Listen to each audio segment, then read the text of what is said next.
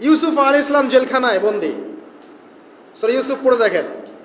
তখন কয়েদিদের মধ্যে দুইজন স্বপ্ন দেখেছে। একজন স্বপ্ন দেখছে তার মাথার উপরে রুটি, উপর থেকে পাখি এটা ঠোকরে কি করছে, খেয়ে নিয়ে চলে যাচ্ছে।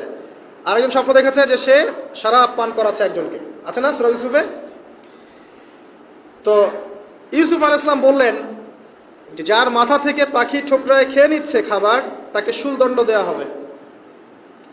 আর যে শরাব পান করাচ্ছে সে অতি শীঘ্রই মুক্ত হয়ে যাবে, জেল থেকে ছাড়া পেয়ে যাবে। কয়দিন পর তাই হলো। এই যে স্বপ্ন যারা দেখেছে এরা কি মুসলিম?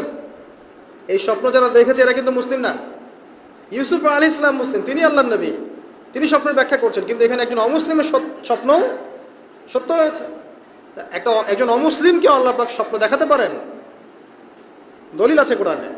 এরকম ইসলামিক ভিডিও পেতে ফলো দিয়ে সাথে থাকুন।